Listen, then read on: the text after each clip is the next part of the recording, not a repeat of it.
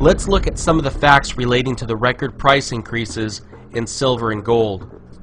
First, we need to understand that the Federal Reserve is the primary party responsible for the current price increases in gold and silver. Beginning with the savings and loan crisis in 1990, each engineered crisis is growing in intensity and carnage. First, there was the internet bubble crash, and then the real estate bubble meltdown. And now we are at the footsteps of an unprecedented acceleration of price increases in food and energy. In 2007, commodity prices soared when there was actually a slowdown in the global economy. There was no reason for commodity prices to go ballistic at that time, except for Federal Reserve intervention.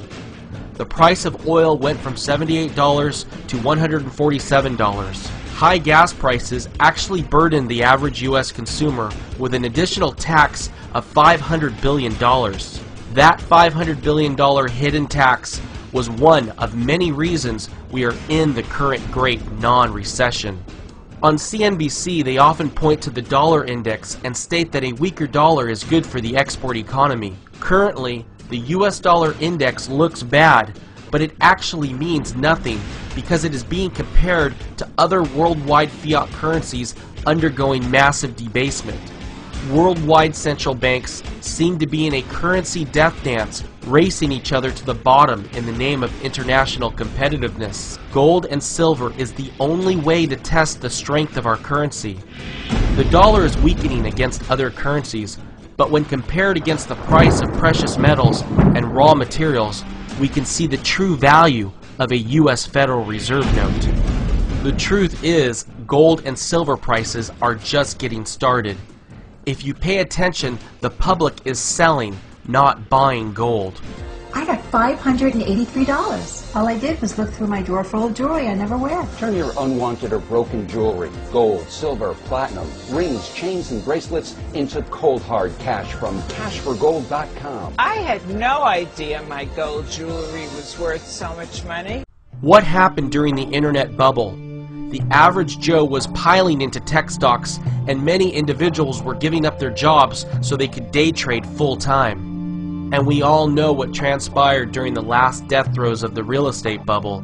People were buying at the peak 3, 4, 5, 10 homes and flipping every which way to make as little as $20,000. The common Joe buys into manias.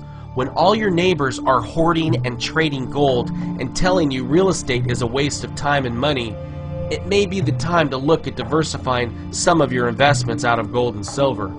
What I personally see is 10 years of real estate stagnation and depreciation, and at the same time, 10 years of gold and silver appreciation.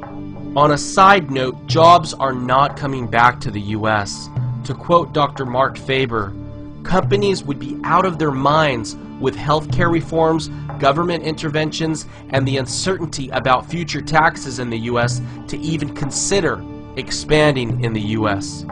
Corporations are expanding in China, India, Vietnam, Bangladesh, Africa, and Brazil. The business world is an international place today, and if you run a corporation, whether you employ 50 or 10,000 people, you can choose where you invest your money in terms of capital spending. Instead of expanding factories and employing more U.S. workers, I would think companies would be reducing employees rather than hiring more.